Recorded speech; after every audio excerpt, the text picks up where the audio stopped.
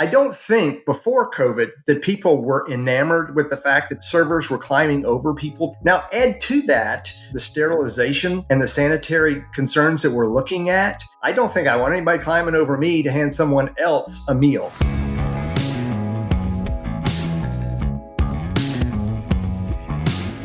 This is the Boxoffice Podcast. I'm Russ Fischer, the editorial director of the Boxoffice Studios, which provides editorial content for movie theaters. I'm joined as always by my wonderful co-host, Daniel Loria, the editorial director of Boxoffice Pro. And this week we also are joined once again by Rebecca Pahle, the deputy editor of Boxoffice Pro. Hey, guys. Hey, Russ. Hey there. So this week, we've got a special guest joining us on the podcast, someone that Rebecca and I have known for many years. We've interviewed him several times for our stories. It's Larry Etter, the senior vice president over at Malco Theaters, which is a circuit that operates over 350 screens in more than 35 locations here in the U.S. They're actually the 8th largest exhibition circuit in the country. Larry is also a board member and director of education at the National Association of Concessionaires. So he's used to sort of delivering master classes all over the world on concessions and F&B strategy. And it's really a big factor of the movie-going experience, the concession side of things. And we decided to bring him on the podcast this week and pick his brain on how the concessions business is going to change post-COVID-19 for movie theaters. Hi, Larry. I'm Russ Fischer. Nice to meet you. Good to have you on. Well, thank you for inviting me, Russ. Yeah, it's great to have you here. So let's begin with pricing. Everybody has a conception of the role that concessions play in making a cinema economically viable. But I don't think that a lot of people know the specifics, and it's maybe different for different operators in different sectors. I personally just have the most elemental question, which is, why does a soda cost as much as it does at the movie theater? When theaters were first started, they had an agreement with the studios such that they would pay a specific rent or lease for a film. Theater owners really did not want concessions or food and beverage in the auditoriums because it caused clutter, trash, debris. They didn't want to clean it up. They wanted to keep the theaters pristine. But in the transaction with the studios and the negotiation on pricing, it became evident that the studios were going to get as much as they could for their product, for their productions, and it left the theater owner with very little money in reserve to protect themselves and stay profitable. So they created a second revenue stream. The second revenue stream is concessions. And so they started selling popcorn, sodas, peanuts, candy. And in doing so, what they realized was that for years, people had been sneaking in product. We call it smuggling because they weren't selling anything. So now the theater owner was, in effect, competing with an environment that they'd already created. And that was allowing people to smuggle snacks into the theater. So from that standpoint, they had to make a decision. Do we charge more for the ticket so that we can cover our cost and less for concessions? Or do we get people in the building with a captive audience and then try to make that second revenue stream profitable enough? So it's kind of a chicken and egg kind of thing. Yes, theater owners could charge $2 or $3 for a soda, but they would have to charge $20 for a movie ticket. What we all have to understand is no one goes to a movie for $2 Cokes or $1 candy. They go for the product on the screen. So when the movies are great and people are attracted to the building, we sell tickets. Once we sell tickets, we then try to use those ancillary opportunities to get as much revenue as we can out of the customer. So the reality is, do you charge more for a ticket and less for concessions, or do you try to get butts in the seats and then do what you can with the people once they get in the building? The other thing that gets lost or forgotten is that for 110 years, movie theaters are busy typically 48 hours out of the week, from Friday afternoon to Sunday afternoon. Our occupancy is very, very high. 75% of our business is done in 48 hours for the entire week. And so we have to make enough revenue in 48 hours to support 7 days a week operation, including utilities and security and janitorial supplies and everything else that goes into running a facility. And you see the same thing in football stadiums and zoos, arenas and concerts. They get one shot at it. A college football stadium might have 7 events or 8 events a year. And let's just assume that one of those is a snowstorm or a rainstorm, and you get half the attendance for one game. All of a sudden, you've lost, 10 to 15% of your revenue opportunity. So all of that kind of goes into, the process of building a budget. And that's what we really do. We try to build a budget that says this is the amount of money we need to earn, then manage the expenses against that revenue. And this is what we can kind of expect, kind of at the end of the year. And is it worth doing business or not for that kind of revenue or that profit?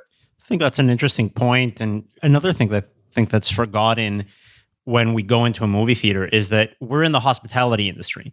When you go into a hotel or when you go into a restaurant, you get different points of contact with staff on the hospitality side. Many times there's a tip involved. When you go into a movie theater or these out-of-home entertainment venues, you don't really have that tipping culture associated with it. So when you go into a movie theater, you might get a ticket from the box office. You might see another person that rips the ticket. You might see an usher directing you to the auditorium. You might go to the concession stand, get something. You'll have interactions with 4, 5, sometimes 6 different employees on a regular showtime. None of those employees are tipped. So for this to sort of also be economically viable for the hourly staff, you really do need to make sure the economics work on the concession side where the revenue isn't shared with the studio. I do these comparisons on a regular basis. People do bring up the fact that concessions are high, but tax is included in your price. So you're not paying tax. To your point, you're not paying tip, okay? And our venue, I would say a large majority, not all, but a large majority, more than 80%, don't have parking fees. So if you go to a stadium or a zoo or an amusement park, you're going to pay $10 or $15 or $20 to park. To your point, every time you buy something in one of the venues, you're going to leave a gratuity or a tip. So the net, when it boils down to it, I still think the economics are very fair when going to movies. I had somebody ask me, Russ, I'll tell you this. I had somebody ask me a few years ago why we charge so much and why is it so expensive?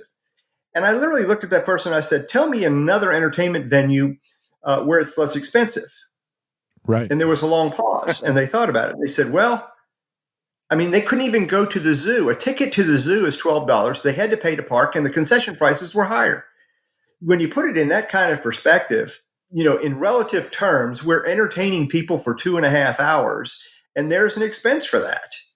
Even if it's, $15 a person, ticket and concessions included, it's not cheap. Not as expensive as buying a ticket to a minor league baseball game. No, not at all. Not at all. And, living in Los Angeles where you just assume that you're going to pay a $10 to $20 parking surcharge on top of whatever you're doing, pointing out the lack of parking fees for most movie theaters around the country is a very good point. Is we're looking at not only the pricing, but also the role that concessions play for the movie-going experience. I think a big factor in the new movie-going experience of the last 10, 20 years has been the sort of value proposition, right? In terms of, okay, what am I getting for this fee, for this price? And I think an offshoot of that has seen a lot of circuits expand their own menus. So you're not only offering your staples of popcorn, candy, soda, but you're going to maybe convection ovens, hot food.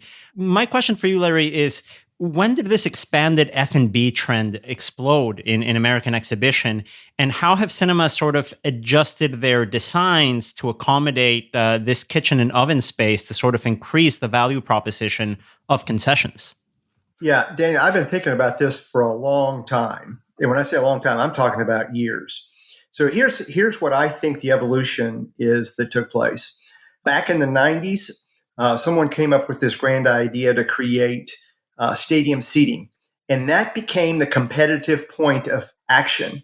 Every theater had to move to stadium seats or they were going to be out of business. And so it was a competitive mode.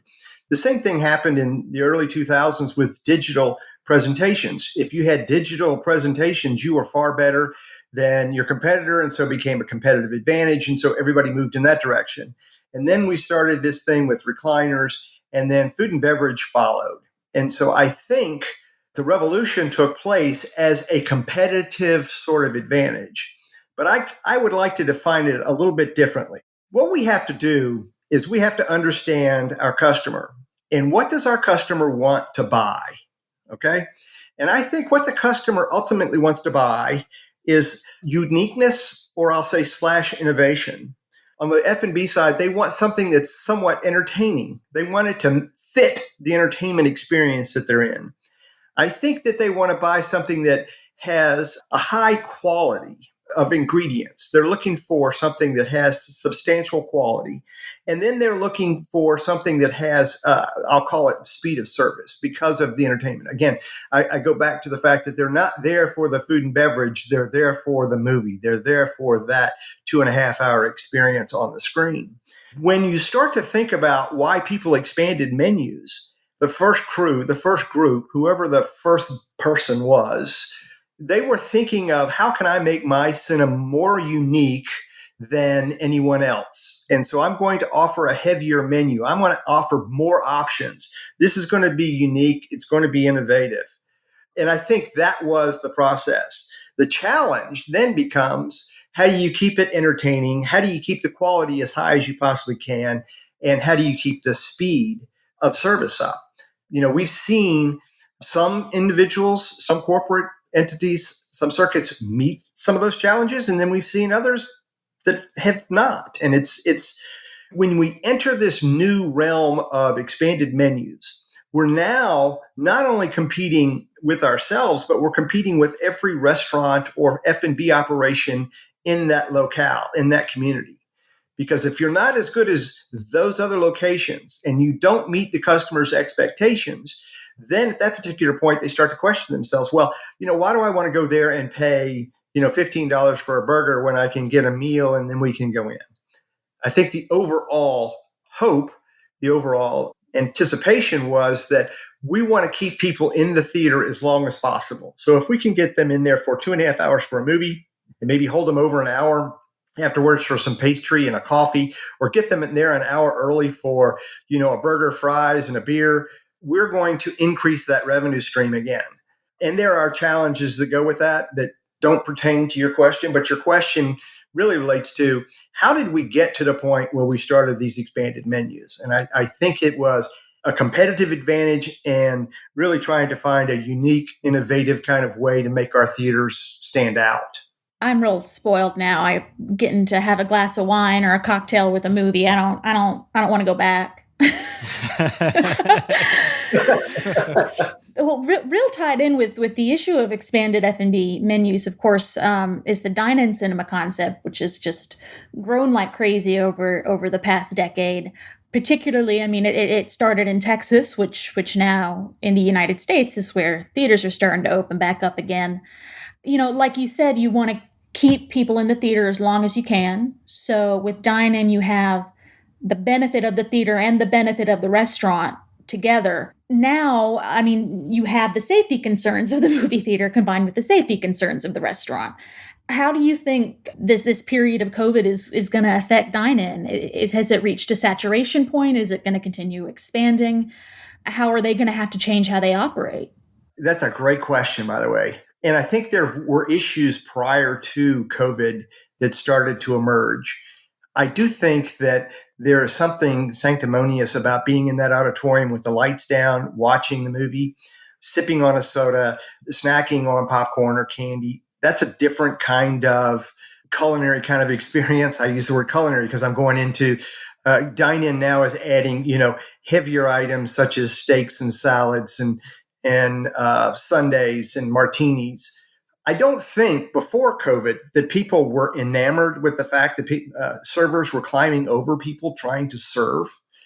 I think that probably was going to see a diminished kind of offering. Plus, it's very expensive for us as operators. I think that was already on the decline. Now, add to that the sterilization and the sanitary concerns that we're looking at, I don't think I want anybody climbing over me to hand someone else a meal or food. And so I think we'll end up going back to keeping hand-to-mouth kind of foods.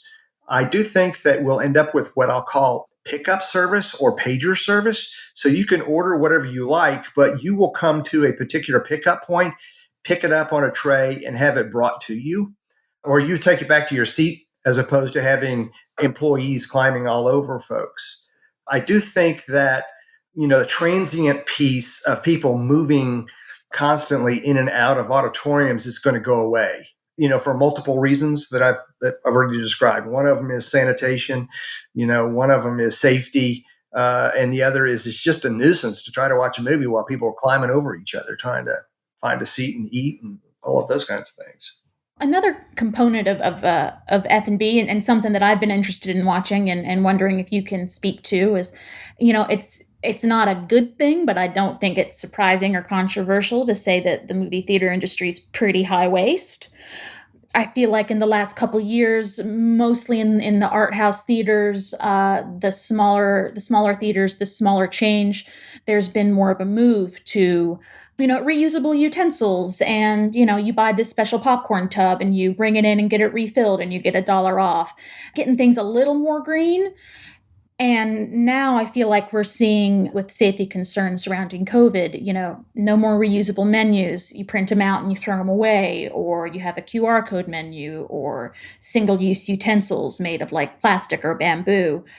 And that's, across that's movie theater industry and other industries too. I mean, there are a ton of grocery stores that are actively discouraging people from bringing in reusable bags because it's not as sanitary.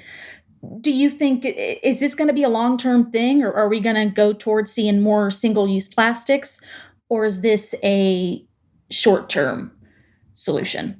That is so interesting that you brought that up, because I've been thinking about that for the past 7 days, as a matter of fact, because when we try to reopen, we're thinking about those kind of things. And I've written articles about moving from, say, plastic straws to corn silk straws or paper straws. And guess what? That now has moved to the bottom of the importance list. That's not quite as urgent as it was. And now here we are, we're placing safety, sanitation, and sterilization ahead of eco-friendly kind of practices.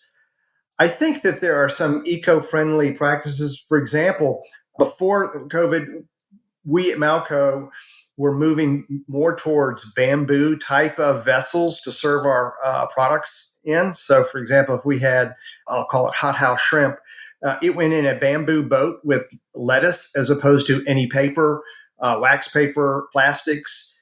So I think we are moving in that direction, but the supply chain is not prepared for us to do that. So that's going to be the other issue. And then when it gets down to straws, for example, we had moved to corn silk straws, but they were unwrapped and they were in the straw dispenser, and you push the little tab and the straw comes out. We're not going to do that anymore. We're going back to plastic wrap straws because people want to know that straw is sanitary. So, you bring up a great point. Here we are. We moved for a couple of years getting to eco-friendly, protecting the environment, and now it looks like the urgency is protecting ourselves first, and then the environment will follow.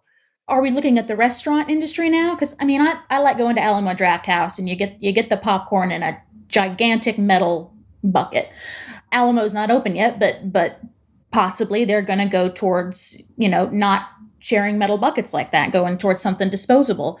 But if you look at the restaurant industry, they're not going to go towards single use everything indefinitely. That would cost way too much, right?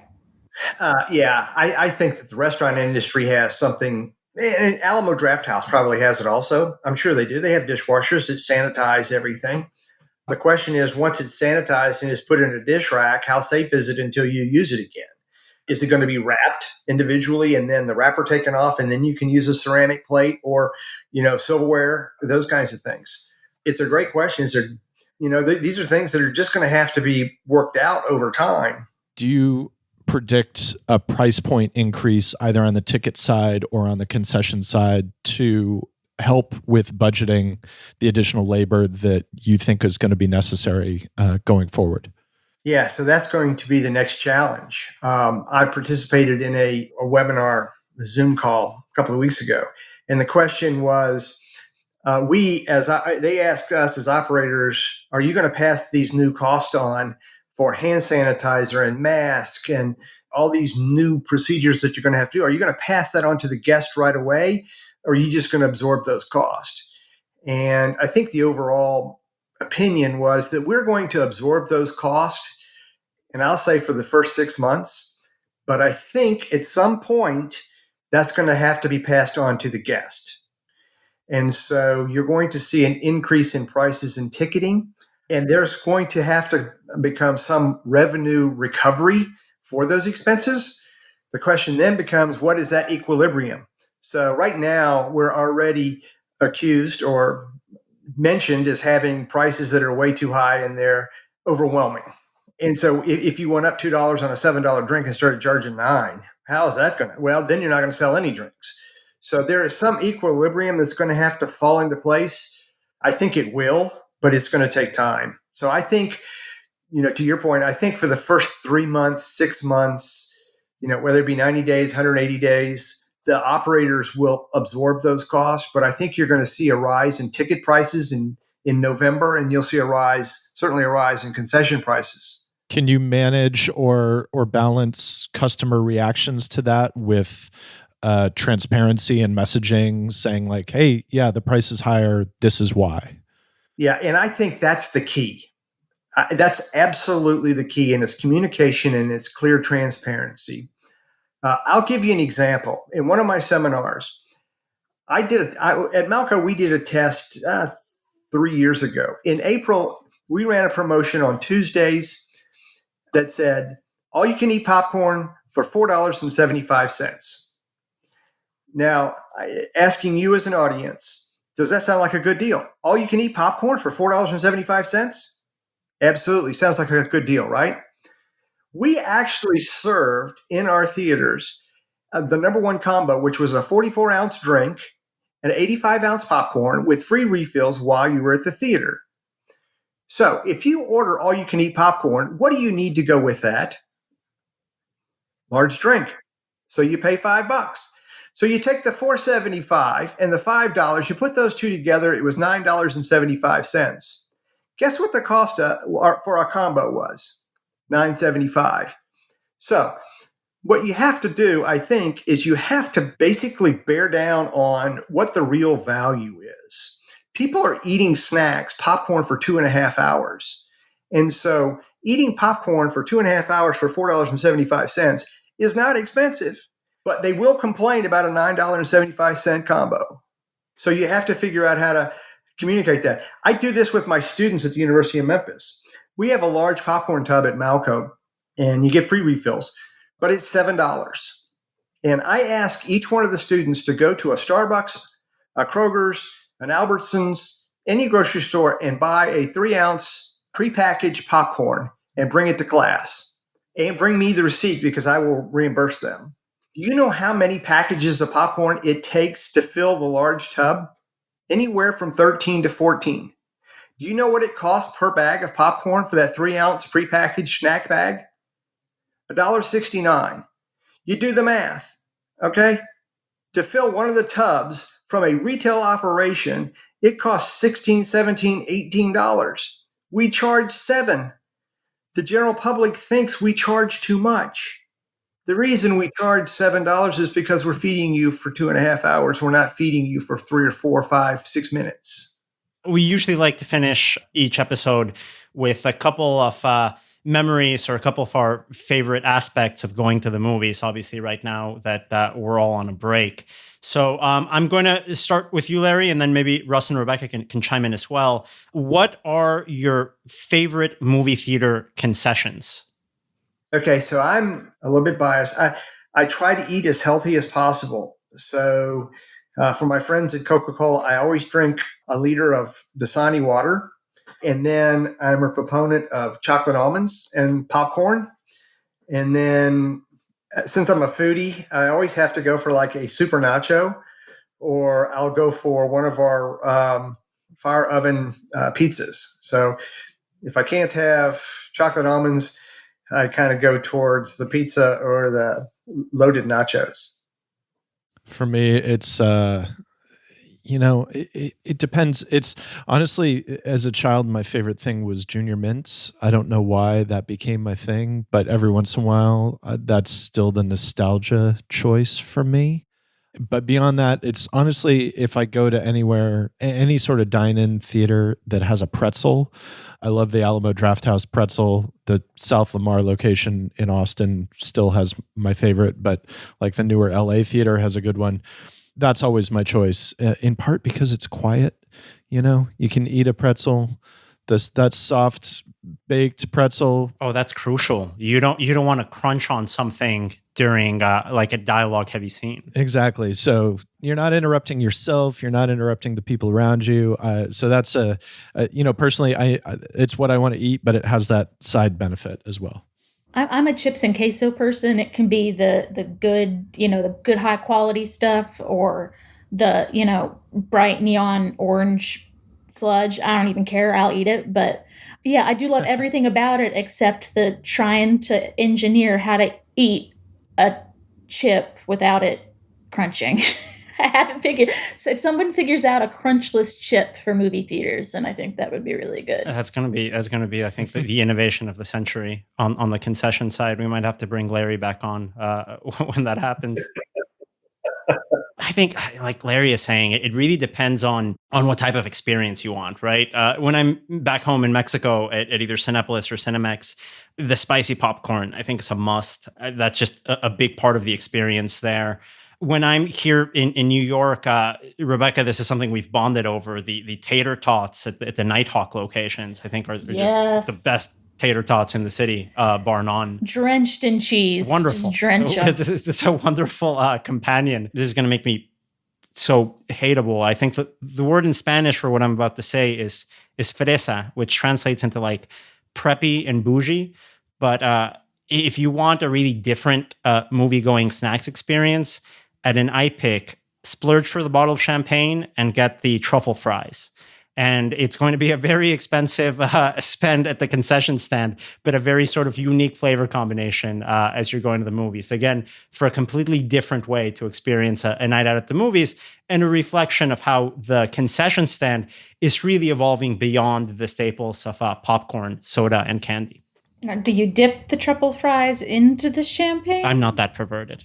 Let's take it one paycheck at a time. Not that brave. One paycheck at a time. Come on, I'm still a journalist. That was great. It is interesting you brought the truffle fries up, because at our Powerhouse location, we started selling truffle fries, and it's become one of our number one items. Oh man, get the sparkling wine and suggest it in the combo. It's really, really good. It's a sort of movie going snack that'll make you seem like the most alienatable person on the planet when you say it out loud. But it's really good. I haven't had lunch yet. This part of the conversation's killing me. It's killing me. Larry, thanks so much for joining us. This has been fantastic. Always a pleasure, Larry. Thanks. Well, hey, listen, the pleasure is mine. I really like hanging out with you guys and hearing your perspectives and your questions about the industry. That was great. Rebecca, Daniel, thank you. It's great to talk to you guys again. Glad that we can all do this every week. Absolutely. Thank you. You guys stay safe. And everyone, thank you for listening. This is the Box Office Podcast. Please subscribe to the show, rate us, and share us with your friends. You can find the Box Office Podcast on virtually every podcast catcher of your choice. The Box Office Podcast is produced by Caitlin Kehoe and Bradley Dunham, and written and hosted by Daniel Loria and me, Russ Fischer, and this week with special guest Rebecca Pahle. Thanks for listening.